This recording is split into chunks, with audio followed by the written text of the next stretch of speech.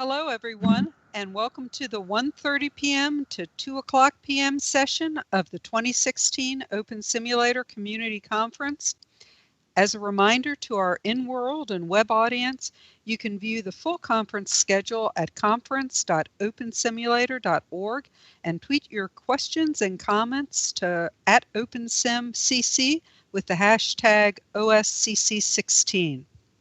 In this session, we're happy to introduce a terrific presentation called Spanish Language Learning at Escape, Using Virtual Worlds to Teach Language.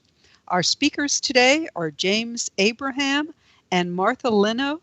James will be speaking first. James has been working in virtual worlds since 2006. As Callisto in Senyal in Second Life, and he can correct that when he begins speaking. He created My Casa es Su Casa, an immersive, interactive Mexican village with realistic buildings and over 25 learning activities. Since 2007, James has taught a college-level Spanish course in Second Life every semester, but is now exploring opportunities in Open Simulator. Martha shares her knowledge and love of her native country, Mexico, with her students in the virtual world. She also serves as academic director and creates rich cultural exhibits for Escape. Welcome all, and let's begin the session. Thank you, Kay. Thank you, everyone. Can everyone hear me okay? Just give me a yes in the chat if you can hear me. Great. Perfect. So we really appreciate you taking a little bit of time out of your busy schedule to hear about our project at Spanish Language Learning at Escape. Ugenia and I have been teaching in Second Life for a long time, and we've kind of had both of our feet in Second Life, 1 foot in Second Life, 1 foot in Open Sim, and we've kind of now just recently taken that 1 foot off Second Life and put all of our weight into Open Sim and continue our development in, we're using DigiWorlds as our platform, and we've gone to create a Mexican village that's loosely based on San Miguel de Allende. I'm in Arizona and Eugenia's in Mexico, so we have a great team format. She can provide on the ground information for me and correct all my mistakes and what I'm working on, and she is using my build. I do most of the scripting and creating and the graphics and everything. You can see a little slide of the overview up here of what Escape looks like. And please, we want to take this opportunity to encourage you to come and visit us. It's hard to explain in 20 minutes what we all have to offer, so please jot down that hypergrid address and come for a visit where you can do a little bit more exploring. So like I said, I do the scripting, and Eugenia is in charge of the cultural activities and has students that come and visit. I bring my college students from Glendale Community College in Arizona, and she's a private language instructor and brings her students in. So first I wanted to talk about what is Escape. And Escape is obviously an open sim environment that has 30 unique locations. And I want to give you a website. You can take a quick browse at the different locations. I'm going to type it into the chat. If you just want to open that up, you can browse through the list of locations, pretty much all the classic things that you would find in a Mexican or Hispanic town. And within each of those locations are embedded learning activities, what you would cover in a basic Spanish, beginning Spanish class, college level. And the great thing is with OpenSim, this would work for a high school environment too, because it's pretty much the same information. You learn the colors or the alphabet in any language class that you take at the beginning. So this is a great platform for high school students, college students, really any age. That's the great thing that I found. It's an advantage for the high schools and even middle schools to have that closed garden. And so our idea eventually is to market this for private or for schools to use on their own closed garden servers. Right now, Escape is open to the public, and you can go and have a visit and walk around and complete the activities. So we also have cultural exhibitions and events. It's, I would say, John, it's a very general Spanish. It's geared for middle of the road. And within each of the activities or the areas, we have 300 learning activities, and we're growing. I'm building these all the time. I think it's come up before that we can't compete with the big platform or the console games because they just have so many developers. At this point, it's me developing all the activities. I'm doing the 3D modeling, I'm doing the graphics and the scripting and the content. I'm a content expert. I'm actually a Spanish language professor. So it's kind of a self-learned thing. And so the progress is slow, but it keeps moving forward. We've been working at it for a long time. We have integrated NPCs. We have both static and interactive. I'm going to talk about those in a minute. And then we have include a variety of media types. We'll show you videos. There are videos playing. There are sound files playing all over the place. And then we have a HUD that's kind of a student aid that I'll talk about a little bit more down the road too. And yeah, we encourage English and non-English speakers to mingle. And we'd love to get more traffic so we could have more of that at our cultural activities. Sneak, we do that kind of stuff. Yep. We're looking to generate more traffic. So that's why I really appreciate your ears listening, and hopefully we'll be able to generate some momentum. So here's an example of a couple of the learning activities. And you can see the one in the upper left is for conjugating the AR verbs. And what you have to do is that balloon that you see is growing, and you have to click it. You have to conjugate a verb, and then that makes the balloon go up into the air. And if you don't do it in time, it explodes. So we want to kind of integrate gaming aspects into it. And that green ball that you see on the right side of next to the Amos is kind of the controller. So all of our activities have these green ball controllers that you'll see. So you walk around, you see that green ball, you click on it, it's going to ask you something, or ask you what you want to do. So you see the clothing activity there. So you go into a clothes store and you walk around, and that's mostly vocabulary acquisition. So you're going to walk in there, and we'll talk about in a minute the different stages of learning, but that's what an activity would look like. So you're in the environment, and then you participate in the learning process. So right off the bat, you can probably just scrolling through that list of locations see, obviously role playing is huge here. So for more advanced students, you can role play easily in this environment. So it has that aspect. My interest is in the lower level, the acquisition, the practice. And then here you see in the third graphic there on that page is my alphabet activity. So you click on those and you'll hear the sound, and then you'll hear the word, and then it'll ask you to click on O or whatever letter it is. And so there's games integrated into that. So good. So here's what the philosophy that we kind of use for our activities. We have 3 stages of learning.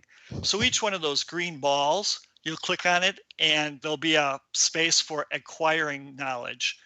Then there'll be a place to practice, and then there'll be a place to assess that knowledge. And you'll see, if you see on the left, aprender is to learn in Spanish, and that's the learning. So that would walk you through the vocabulary, or it'll give you a note card and explain a verb conjugation to you, or how to use the subjunctive or whatever it is. The second, the practice, is practica, and here you get to practice as much as you want. It'll take you through practice activities, and you earn XP points. So down the road, we'll integrate a store system where you can use those XP, a student can use those XP points to buy clothing, buy right answers, whatever it is that's still being developed. And then the third one is the examen, where there's a set store of answers, and you have to get them all correct. We believe in mastery learning, so you have to get 100% to be able to get credit for that activity. So all of these activities have constant feedback. That ball will turn red if you get a wrong answer. You'll hear the boo sound if you get a wrong answer. You'll hear clapping if you get it right. And the activities work through recognition and production. So the first practica or exam will just be recognizing the right word, and you'll just have to say if it's right or wrong or click on it. And then the second activity will be actually producing that word. So it'll say, what's the word, or the shirt will light up in the store, the t-shirt, and you have to type in the word for t-shirt in Spanish. The great thing is all the questions are randomized, so you can come back another time and it'll be a different set of questions for you, so you can get as much practice as you want. And then all the results are stored into a database, so teachers can track how their students are doing, and actually students can track that, and they can actually see what activities they've completed. Let's see. Oh, clicked a little bit ahead there, go back. So our NPC use, we have static NPs, so you'll see these mesh avatar or NPCs here. And here in the Plaza, for example, they are asking you a question. You see that green text in the lower right picture. If you zoom in, you'll see the one male student is saying mucho gusto. So if you click on him, it would ask you in a dialog box, how would you respond if someone said to you mucho gusto? And you have to click the right answer. It gives you 4. I think it's a multiple choice question. You have to click the right one, and then you get the feedback. And then whenever you come by again, it won't ask you. You won't see that again. So the idea is once you master that, now they're just there. They're not asking you any questions.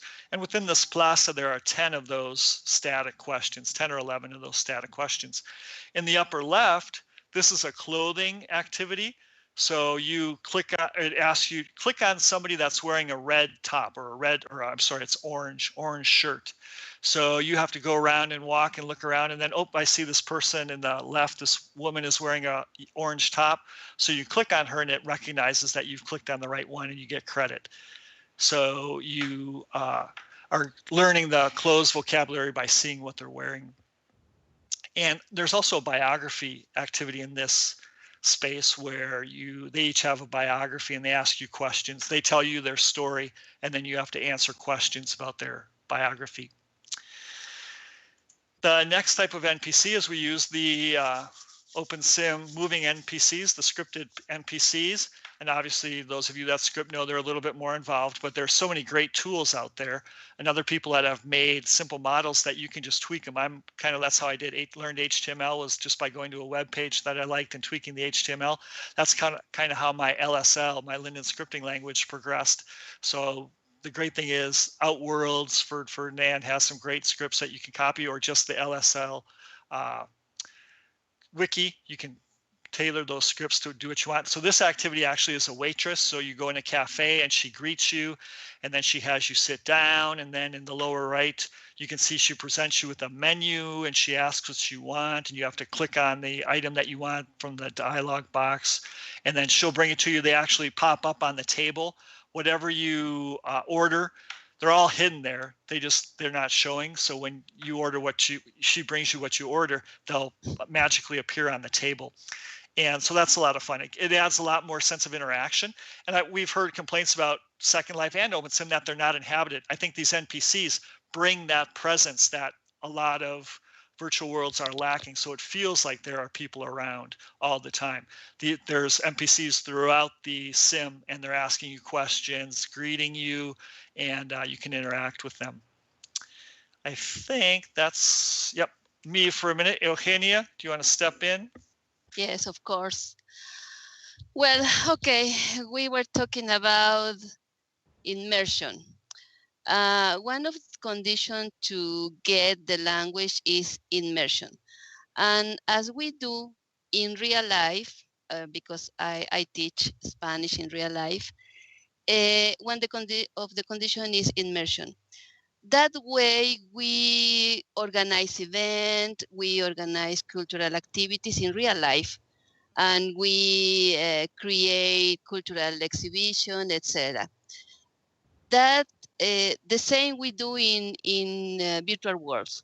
I work in Second Life, and now in DigiWorld with James. And in both worlds, I have created, to get that immersion, I have created cultural activities and parties. Why not? Parties are important also. As you can see on the picture, we have some photos of the activities we have organized in Escape, in our sim in Escape. As we invite you to visit us. We have not only the activities have talked James, we have cultural exhibition, parties, and more cultural activities. On the picture, you can see picture about Mexican independence. The picture of Miguel Hidalgo. That Miguel Hidalgo is Professor James. We perform the character of the activities, and well, that is the idea. As we do in real life, we play also, we make some plays also. Dia de los Muertos, of course, Day of the Dead. Christmas season, on Christmas season, we have an exhibition of information about Christmas season in Mexico. The piñatas, the posadas we organize in real life. Well, the idea is to recreate that activities on virtual worlds. We have specifically Casa de la Cultura, if you can see on the picture. In Casa de la Cultura, we have that cultural exhibition. We have the Holy Week information, the Day of the Dead exhibition, Christmas time, Christmas season also. And we organize party, of course, parties. Why parties? Well, because we need social activities. Our student can come to the parties, and that parties we chat in Spanish. We can practice the language. Me, like a teacher, I have to write correctly Spanish. That way, student can see the conjugation, for example, the way we use the tenses, and maybe some slang. Why not? Yeah, with our advanced student, they practice their slang. And well, sometimes we say some bad words, but of course we explain what is the meaning of that bad words. We don't want to insult anybody, but we can discover that kind of cultural mind of Latin. And well, that is the idea of the cultural activities. And we get the immersion as we do in real life. We put together as teacher with the student, and we talk, and yeah, exactly. And we talk, and we see what happened. Well, in virtual worlds, we have a lot of tools to get that immersion, that real life inside a second life. And that way we learn, we get the language. Also, we get the presence in the world, not only with the, well, like Professor James said, the NPCs. Our avatars inside, we get that immersion, that present in the world. We, as you can see in my photo, Day of the Dead exhibition, I was with my student. We were at Casa de la Cultura, we were talking, we were changing his opinion about that activity, Day of the Dead. And that way, we practice, of course, we practice grammar with the activities in Escape, but only with conversation, with our chat inside the world. Awesome. Thank you very much. Yeah, James, can you come? Can you continue? Yep. We'll just finish up. I think our time's just about done, but we'll be both in our expo. We're in booth number 7 over in the expo sim. And just a little quick, you can look at this slide real quick of our learning aids. So we have a HUD, and then we have a personal assistant. That little robot pops up, an NPC that follows you around. And the idea will be that it will be your guide. It will tell you when you're playing a video game and you have that guide telling you where to go and what to do. That'll be your mother chasing after you, telling you that you need to study more. It'll be Eugenia or I chasing after you, telling you need to study your verbs more, your vocabulary. No, it's actually all scripted, so it'll be fun. Thank you, James and Martha, for a terrific presentation. As a reminder to our audience, you can see what's coming up on the conference schedule at conference.opensimulator.org. Following this session, the next session will begin at 2 p.m. in this keynote region and is entitled Applications for Expanding the Design Space. Also, we encourage you to visit the Poster Expo booth, as James suggested, and also take a look at the Hypergrid Tour resources on the Expo 2 region. And then sponsor and crowdfunder booths are located throughout all of the OSCC Expo regions. Again, thank you to our speakers in the audience. And I think for just a few more minutes, there can be some questions and answers in the chat. So